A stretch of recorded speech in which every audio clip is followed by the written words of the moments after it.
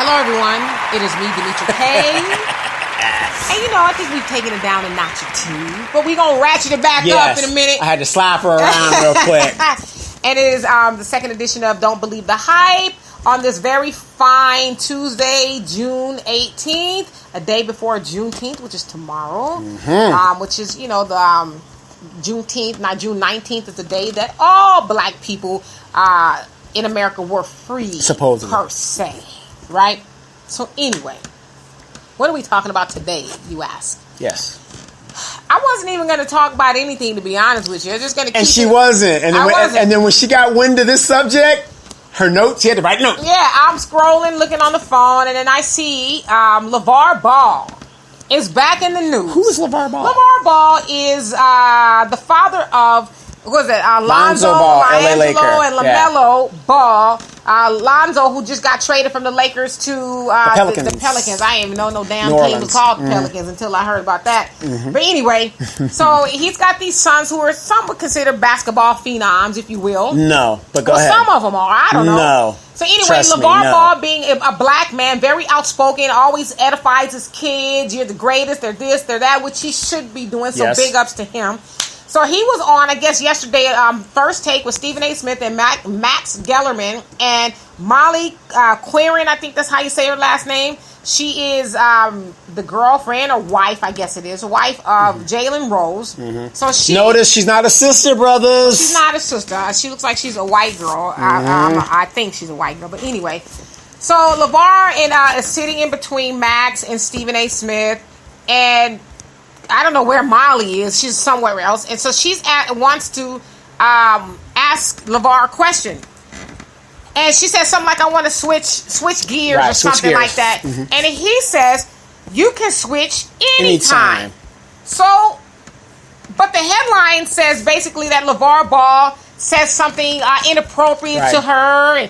And then so I clicked on it. Was TMZ. I clicked on the article. And I'm thinking, wow, maybe he cussed her out or he said something crazy. Mm-hmm. And so, in this article it's saying that ESPN is sticking behind her, and Jalen wishes that LeVar would have apologized. Weren't they in different studios or something? Yeah. So how? Go ahead. But so I click on the actual video to see what had happened. Did he say, "I won't touch your titties"? I mean, what happened? And he literally said from the video I saw, after she says, "I want to switch gears," and he leans in a little bit, says, you can switch anytime. And it was really sort of like what I said. It wasn't like, hey girl, shoot, you can come switch with me anytime. Wasn't even nothing close to that. And so Donovan and I watched it a few times to see if we can see kept over and over again. And I didn't miss something? I didn't see anything. Confused. I was confused, and so then TMZ catches up with Molly, and they asking her, well, what did you think? Do you think he should apologize? Because now they're wanting him to apologize, him being LeVar. And she was like, well, I don't want him to get in trouble. I don't think ESPN should, discontinue having him on there. But, an apology would have been nice. And I'm like, apologize for what? What did this man do? And so then it dawned on me, okay, first of all, a lot of people don't like LeVar. Right. A lot of people let's say, a lot of white people who especially are not, and some black people in all fairness, a lot of white people who are not used to seeing a black man be as assertive as LeVar Ball. They're used to black men, as some would say, tap dancing for butter biscuits, or very docile and not, outspoken as much. Just getting mine and going about my business. And it's funny, because those same people who have a problem with LeVar Ball don't have a problem with a loud mouth like Stephen A. Smith. Because that dude has got a loud mouth, and for the most part, he's always siding on always cool. Right, you said it. He's always cool. He's always siding on the side of white. And very loud and very boisterous. He says something. I'm Stephen A. Smith. I've never played basketball in my life. And he's just as loud as LeVar. But whenever LeVar talks about his sons being the greatest and this, that, and the other, and they're going to do A, B, C, and D, and, he's a loud mouth, and he's always talking this, that, and the other. And I'm like, so I get it. I see what this is. This is nothing more than a hit. I'm like, y'all couldn't have found nothing stronger.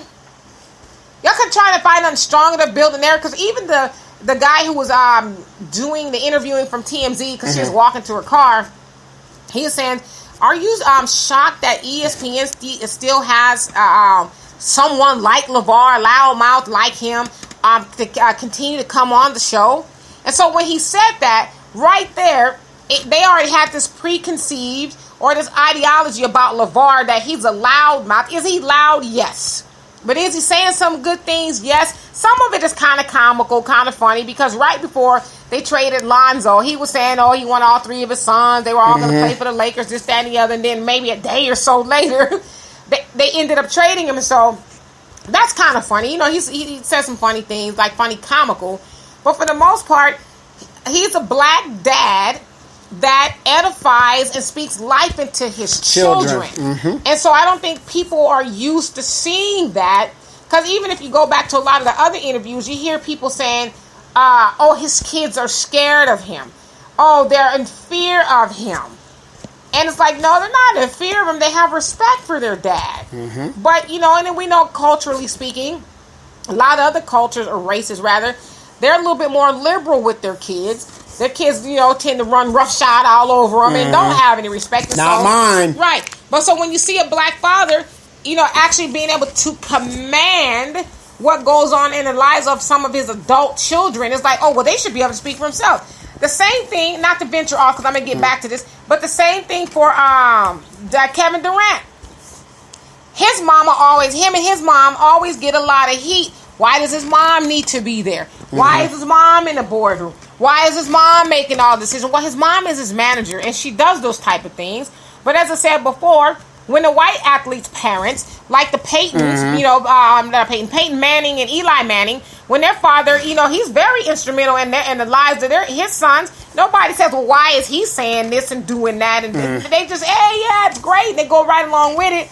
But here you have these black athletes who have parents in their lives. That's a problem. And so when I saw this repeatedly with Molly Querin and LeVar Ball, this whole little thing that really is much to do about nothing, if you will, if I said that right.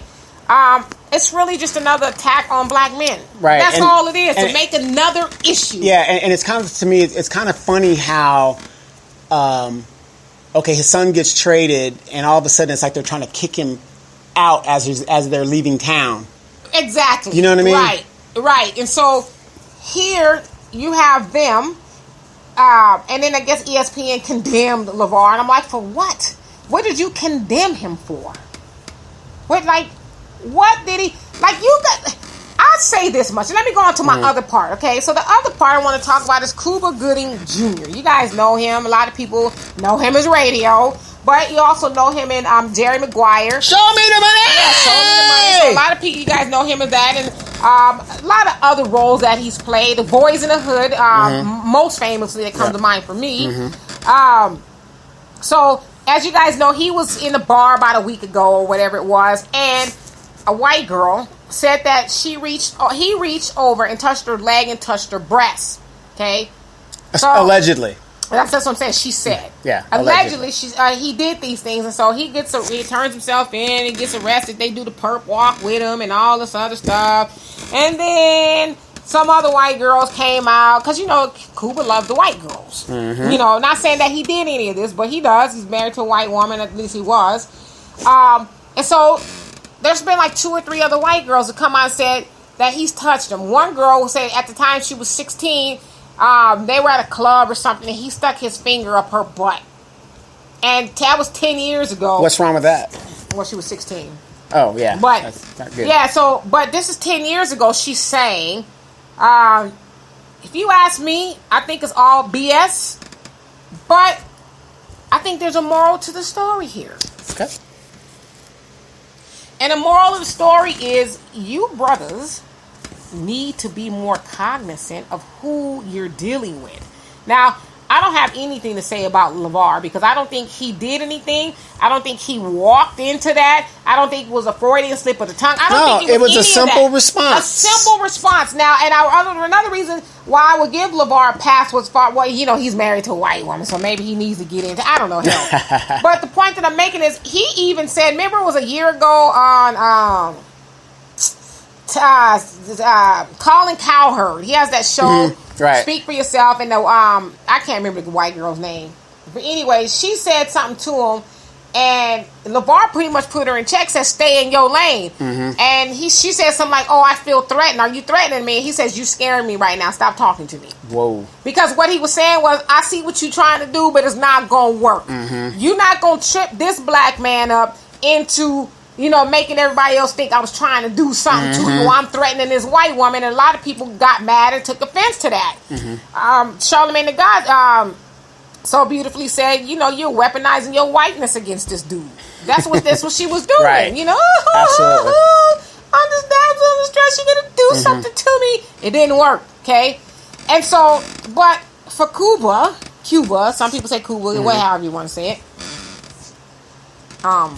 You need to stop playing with white girls. I mean, I know his girlfriend is a white girl, whatever, but why is it that all these white women now I don't know what, because I tend to think, well, what did Cuba do? Right. What did he do in order to get this Me Too moment for himself? Because the Me Too moment had kind of died out a little bit, but now he's bringing it back. Right. And so now you have all these other white women coming out the woodwork saying he did this to him, he did that to him. And I kind of liken somebody like Cuba to like an OJ. Because it's like, when you going to learn? Right. When he going to get it? Maybe this is his aha moment. Maybe. I get it now. Oh, yes. Get it. This is what y'all been saying, because all this time I thought they really loved me. I'm, Cuba. I got all these, Oscar nominations. Quick trivia: Cuba Gooding Jr. is famous in his own right, but he is the son of Cuba Gooding Sr. Yeah. Everybody he plays the fool sometimes. Yes. Okay. There you go. All right. Yeah. So that's his dad. But it's just like, because we had this discussion on the show. Sunday. We did. You love who you love. Yeah, I guess. But you need to use some wisdom. Use some wisdom. You can't love who you love. Everybody, right? Yeah. Sometimes. And so I don't want to say it's funny, like comical, but it's like, damn. Especially with this LeVar thing, like, y'all ain't even gonna try to hide the fact that y'all trying to trip a brother up. See, and what kills me with a lot of these brothers, and I have experience, and you have experience having siblings that have married white women. If you're married and you're out and about, why are you allegedly groping other women? Well, because if you see the video, his girlfriend is sitting in between him and the other lady who alleged that he groped her. And so you can see that he does reach over, but you can't see exactly what he reached and did. He could have went and said, hey, girl. Right. I mean, how do we know it's not a video fake? I don't know. I mean, because she said something to him about the movie Snow Dogs, which he was in. And he said he remembers the comment, but he's flat out denies touching her breast, which to me is kind of odd. Like, okay, my woman is sitting right here in between us. Unless they're into that freaky stuff, I don't know. Right. But what's the chances of him groping another woman's breast in front of his woman?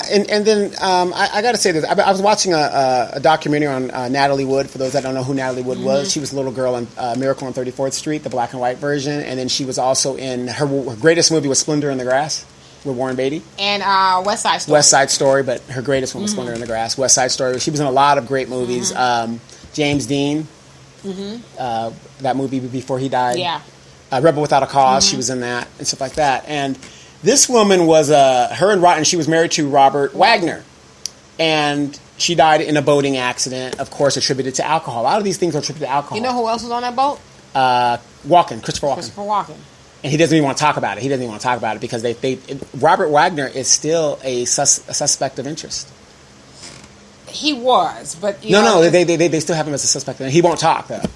He was a suspect, but they have nothing going because nobody will talk. Right, exactly. Yeah. That's what I'm saying. Yeah. So they reopened the case, but they haven't reclosed it. So anyway,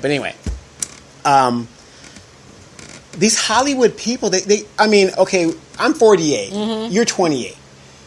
I don't think it's sexy to get sloppy drunk at my age. You know what I mean? If I was your age, I could probably do it, but you know what I mean? To where you're out of control of your faculties and stuff, or you're not sure what you're doing. You know what I mean? Well, I mean, yeah. Some people call it alcoholism.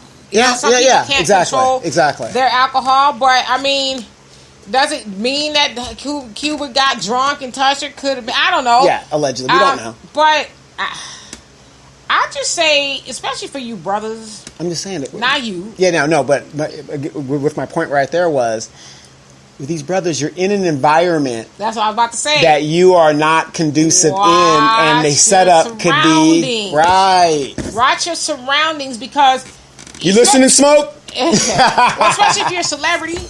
Right. You don't know everybody, but everybody probably knows you. And so you don't know who's looking for a come up. Like, why come out after 10 years and say, oh, he stuck his finger up my butt? If somebody stuck their finger up my butt, I'm hollering to the high heavens right there on the spot. And brothers out there listening, my brother, he doesn't where he's married now, again, to a black woman, thank God.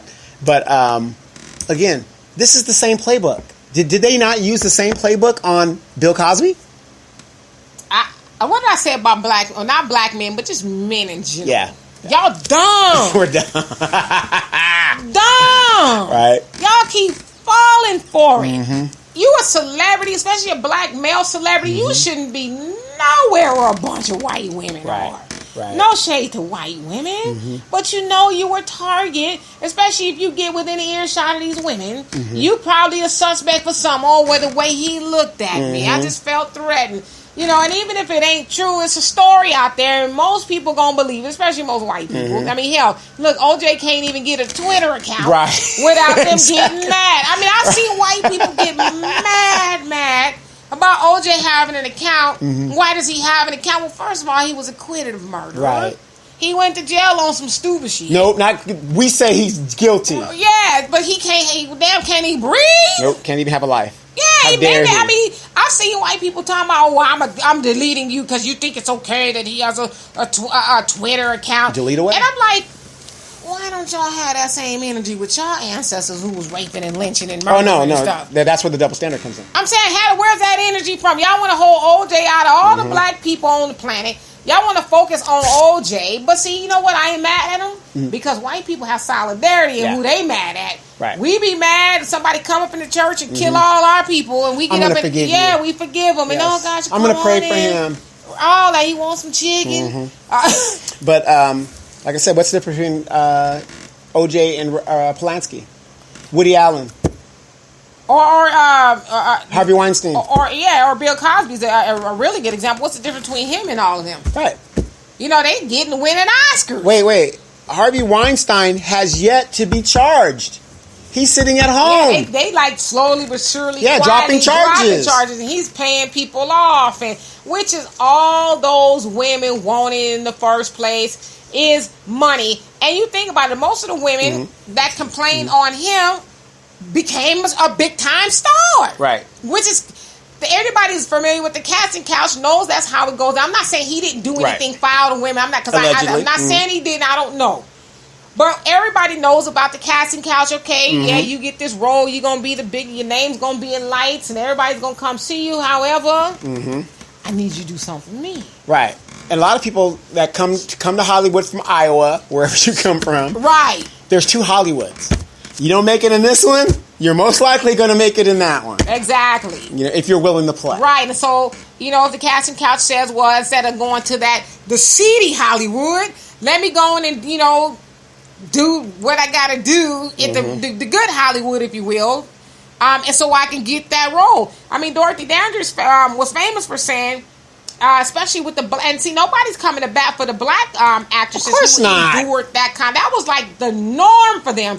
You only knew that those black actresses, when they went into interviews or auditions, they, in the back of their mind, or probably in the front of their mind, knew I'm going to have to do something strange for this mammy role. You know, I ain't talking about no leading stuff. Because Dorothy Dandridge says, she goes, it's funny how, and I'm paraphrasing, but you white boys, talking about the Hollywood executives, expect for us black girls to drop our panties, even for the smallest of roles. Like, you don't even you're not even subtle with it. It's an expectation. Right. So you mean to tell me Lena Horne might have... I don't know. I mean... Pearl Bailey? It's possible. And, you know, a lot of them talk about those things. It was just that either do those things or don't get the part to play a mammy or be a mammy in real life. Which one sounds more appealing to you? And so I just think that was, I hate to say it, but it was par for the course then. You know, okay, I'm going to talk to Otto Preminger because, you know, with Dorothy Dandridge, Otto Preminger ended up being a thing. He's a big-time director. I'm going to go see Otto Preminger. Let me put on the good draws because I know he probably... I mean, I'm not trying to disrespect... Because I love Dorothy Dandridge. Yeah, so do I. But I'm not trying to disrespect her legacy, but you probably only know that's what she was thinking. Yep. This ain't going to be no cut and dry conversation. He going to want me to actually lay down and do whatever. So... Devils. But back to, you know, you people like your Cuba Gooden Jr.'s. I mean, dude, maybe this is his wake-up call. Maybe not. I don't think so. But you got to be cognizant. Like, if I was... like, we hear about all the time, the football player was about a year ago. He opens up the door to a bunch of white women. Right. And they said he beat her up. Or, the girl's underage. He's like, get the hell away from me. Right. And she wigs out. But it's like, you just got to be on the defense or offense. Both. You know? And if you're surrounded by that, you see that coming, go home. Right.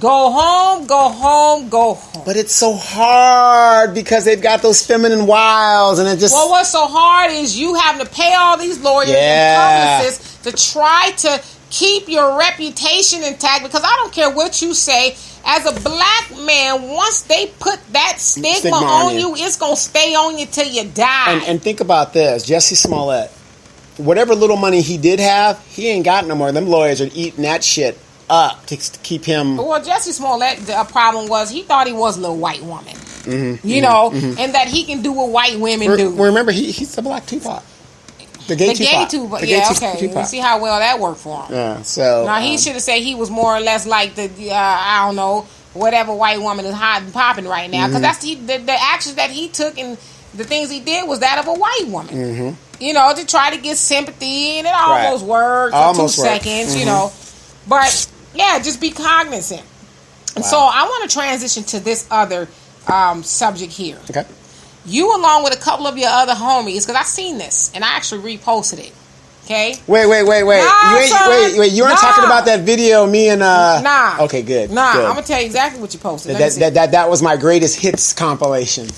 Let me try to find this, because Lord, it has to do with child support for those that are listening, and it is a true statement, and a lot of brothers feel that way. Unfortunately, you sisters are dealing with these knuckleheads that are in and out of jail that ain't paying that kind of money, and you're bitter. Nah. But for those of us that do pay that kind of money, that's how we feel.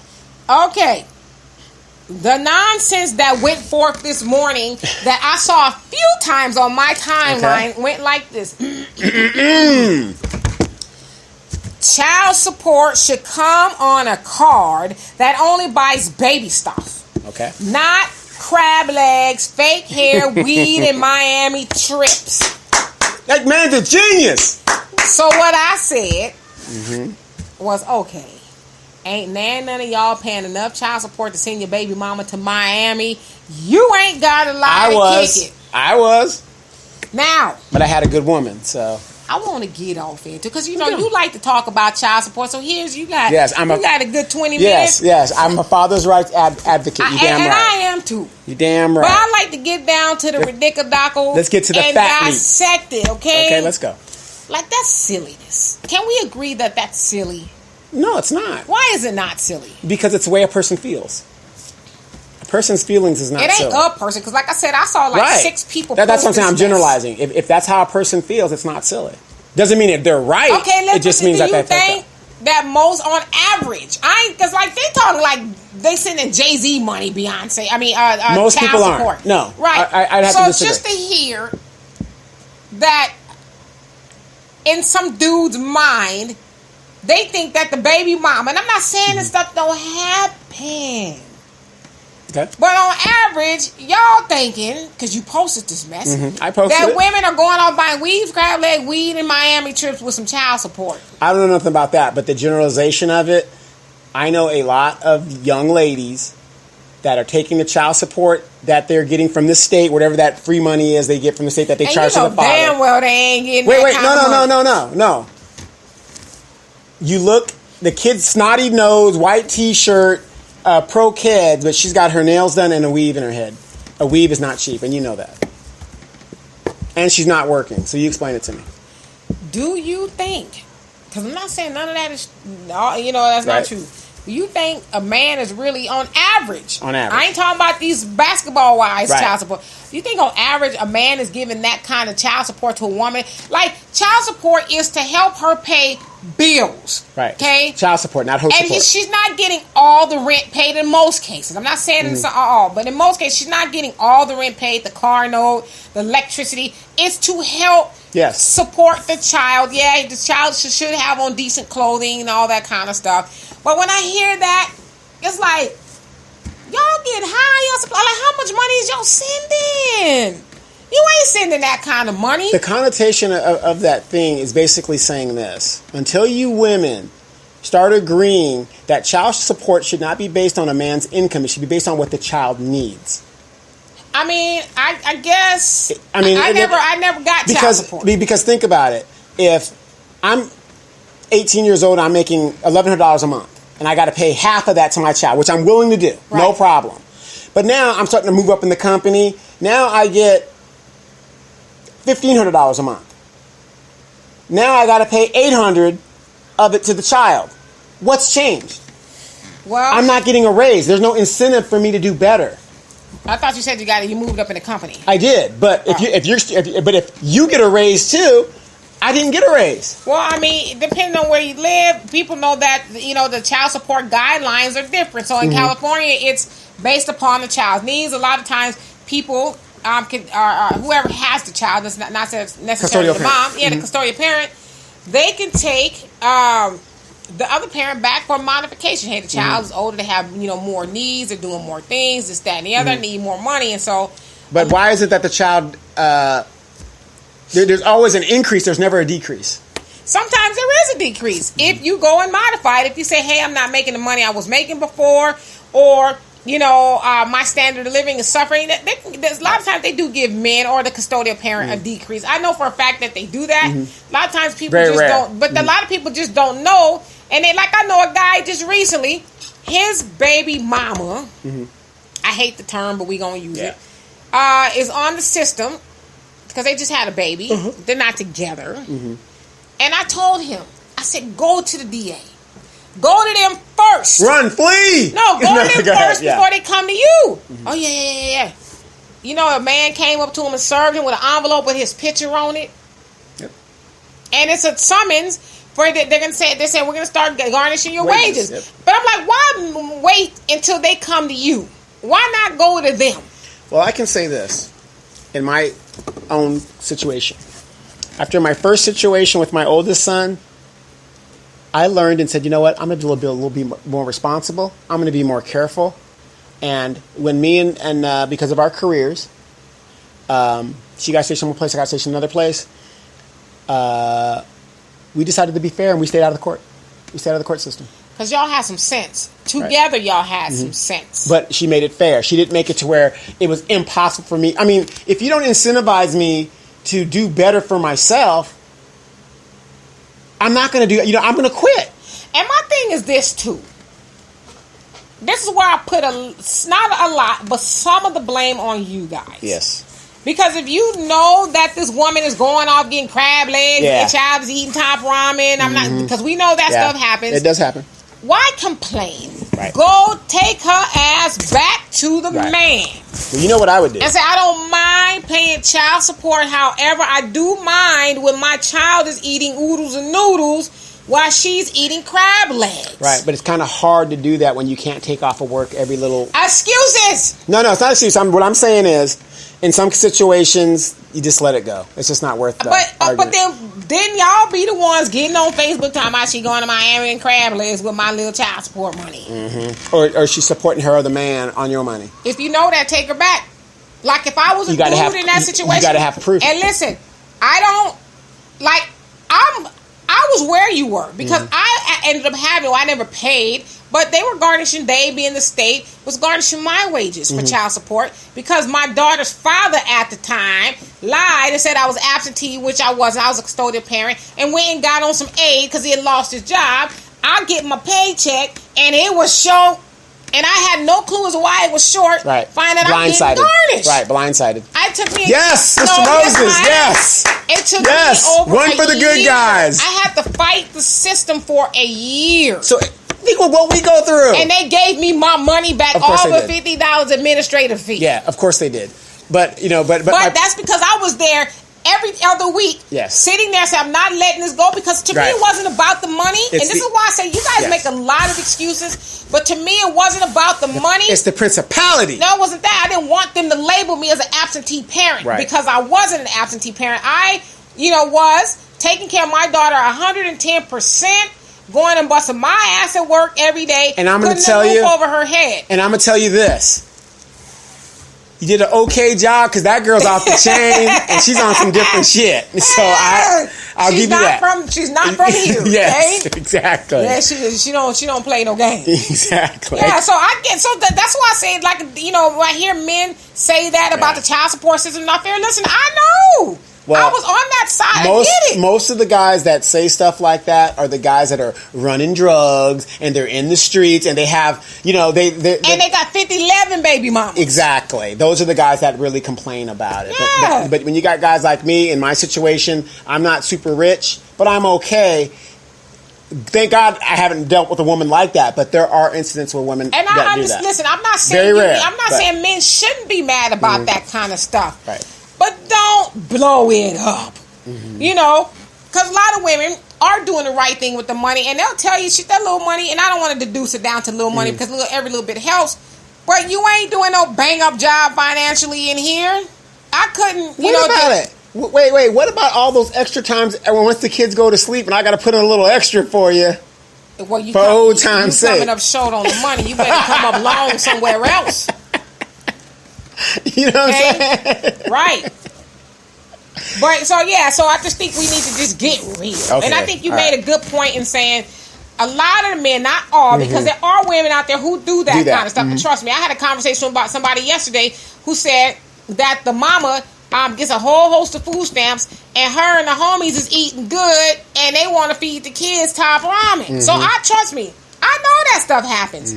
But overall, is it happening? I don't know. But if it is, if I was a man and that was me in that situation, it wouldn't happen too many times. My child wouldn't be able to come tell me, "Oh, Mama was eating steak and lobster and crab legs, and I had some, and we eat Cocoa Puffs." Yeah, right, or some chicken top ramen. Nah, that it's gonna be some problems. Yeah, But to your other point, where you said that usually comes from a lot of dudes who don't want to be responsible at all. Most people know, and it's women too, because I know of a man who's getting child support. It's called paying like you weigh, or pay. I'm gonna coin pay this. on your way. Pay like you lay. You laying down with somebody, and you get an oops or whatever that you call the baby. My son is not an oops. No, go ahead. Right. That's what you say now. But that happens. Chalk it up to the game. Right. I'm being this thing for 18 years. Let me ante up. You know what? It's not 18. It's a lifetime. It is, but I'm saying financially, in most cases, it's 18, depending on where you're at, 21. My son's 21, and I'm still paying. Yeah, so that's you chalk it up to the game and say, you know what? I am going to expect to take care of this child for at least 18 years. Minimum. Because the child needs somebody, both parents, to help care for them in every way, shape, and form. Stop blowing shit up, being mad, because to me, when I see this kind of stuff, a lot of it is, I don't want, tomfoolery. It is, but I don't want to discount the fact that there are, because there are women doing that kind of stuff. But gosh, the hindsight is 20/20. It is. And it's rough out there, like I said. But again, fellas, it's like I've said. If you're in a hole, the first thing you need to do is stop digging. Learn from your mistake and... Yeah, don't have that happen to you once. Right. Once, I get it. Twice, 3 times, 4 times. When it gets to the third time, you have a problem. Because you have 3 and 4 baby mamas out there. The third and the fourth one is stupid. I'm just going to say that they're stupid for even becoming the third and the fourth baby mama. And then who are the parents raising these young men and women, bringing in child they can't support? Well, because it's learned behavior. They're probably learning the same thing. But so that because I hear a lot of men say this too. Oh, well, should she know I got other kids? And? Well, okay, so the last baby mama, the last child rather, should just go without because you're also paying child support for the other kids. No, they need it too. Mm-hmm. I got a question for you real quick. I'm 19, you're 18. I already have a baby. You know I already have a baby. Yes. Would you date me?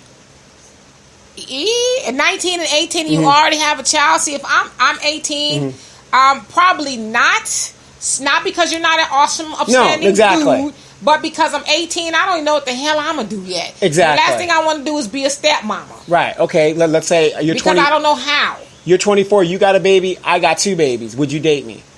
I'm 24. I got a baby. You got 2 babies. 2 different baby mamas. Would you date me? It depends on where we are in our life. Because I don't think a person is a bad person for having multiple baby mamas per se, with the exception of they're taking care of those kids and there's no issues, which is rare. Right. My point of asking you those questions is you got to start thinking about those things before you lay down with somebody. Yeah, most definitely. You tell me, and this is the other thing too. This is a whole different conversation, but a lot of people aren't honest about their situation where they're at. I got 6 baby mamas. You all right with that? Because I actually was talking to a dude who initially told me that I only got 3. No. Okay, gotcha. Told me that he had 3 kids and led me to believe it was with one woman. Later on, throughout the relationship, I find out that he's got 5 baby mamas and 6 kids. Yikes! Didn't you think I was going to find out eventually? Well, by then I would have married you and nothing you can do. That's actually a true story. Wow. Wow. Oh, X. Yikes. No wonder you were out of there in 10 months. I'm just saying. Like, how long was you going to hide these things? I mean, but how did that make you feel? Pissed off. Why would you be pissed off? I was pissed off because it's like, that's a need-to-know thing. Yeah, because if you're out there, you might have some shit that I need to know about. Yeah, and then you got all these child support issues. Listen, I ain't gonna even lie, he wasn't even a good dude. He wasn't. He's a douchebag.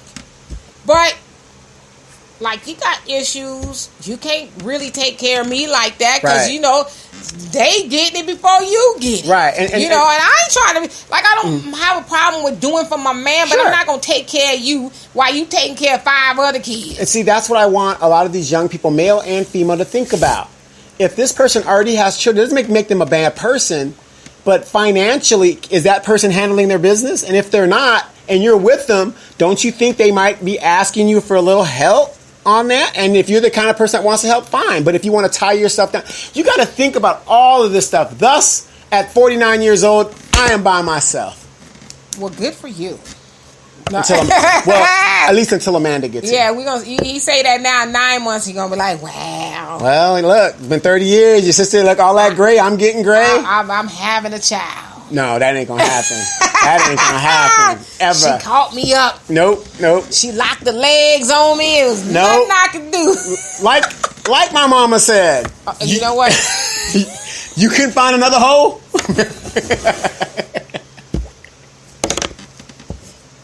I'm just saying, when wisdom talks, you better start listening. No, but in all seriousness, seriously. People, you got to really think about your future, where you're at in it, and no, absolutely. I mean, this accordingly. Child support should never be the issue that it is. If people are just doing their due diligence to themselves. Do due diligence to yourself. That means, all right, and we talk about this all the time. We're going to continue talking about it because it's an issue. She's got a fat ass, Lord have mercy. Lord. I be dreaming about Amanda. She got this long hair, and she this, she that. Ooh, I just love that hair. All right, let me put all that on the back burner for a minute. Right. As we said, we might come up with a segment, a documentary, whatever. What's behind the booty? Yes. Well, she's a teacher, got her shit together, got her own spot. We're good. What's behind the booty?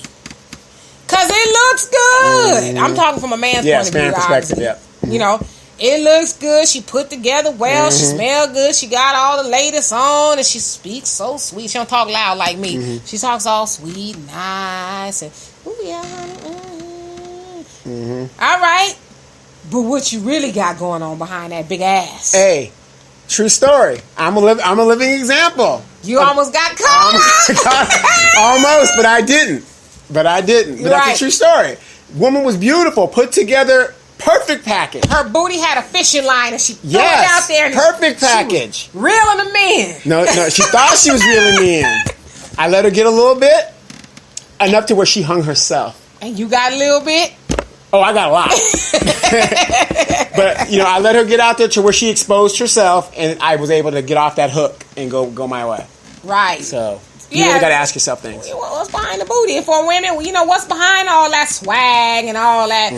He got it going on. He's saying all the right things. And, the digmatization. Digmatized, and he's a rapper. I don't know why women fall for that. Why do they fall for that? I mean, he could be but I'm saying if you like 40-something years old and you still sending out mixtapes, listen, I'm never going to be the one to kill your dreams. Right.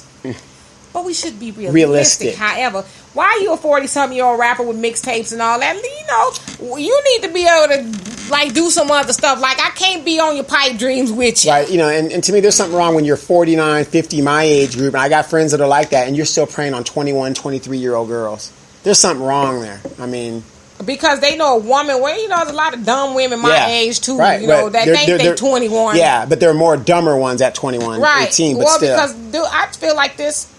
Because people say age ain't nothing but a number. Age ain't nothing but a number. It is, though. It is more than a number. Because when you a 40-something-year-old man and you trying to talk to a 20-year-old, y'all ain't got nothing in common. Nothing in common. Only thing you're doing Male, is being a dirty female. old man. Right. You want to soil this poor little girl, but not only you soiling her body, you're soiling her emotions and her mind.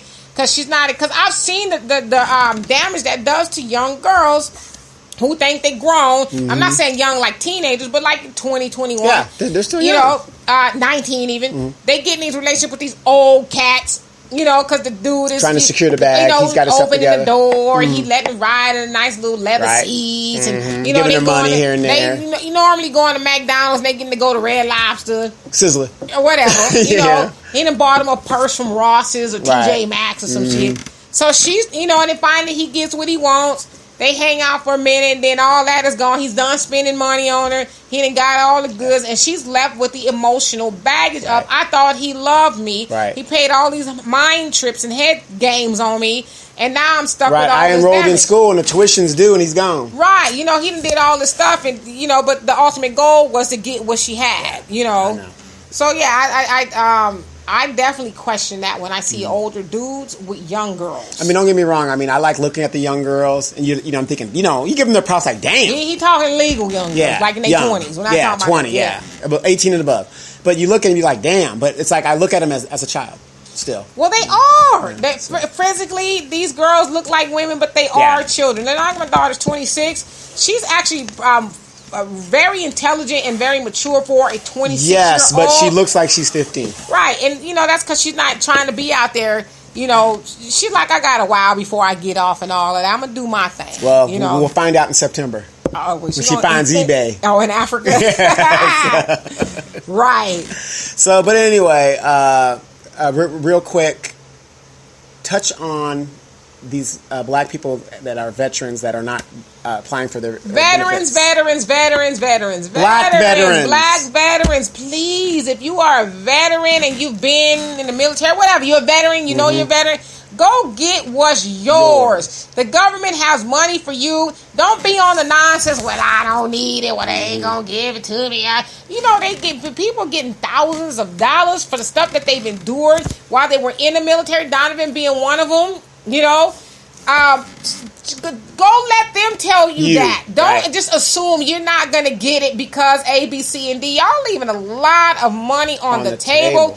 It can make the difference between you buying a house. You get your benefits. They give you housing certificate. Yeah, to get you a house, a whole host of stuff. Go get your money. Stop. Get out of your own way and stop believing the nonsense about I can't do it or they ain't gonna give it to me. Right, and then even if you got out under other than honorable Yeah. conditions, look into that because that could be upgraded. That's what I heard. Or there's all kinds of things you could do. Just go get your money. Get the information. See you guys again next week. Peace.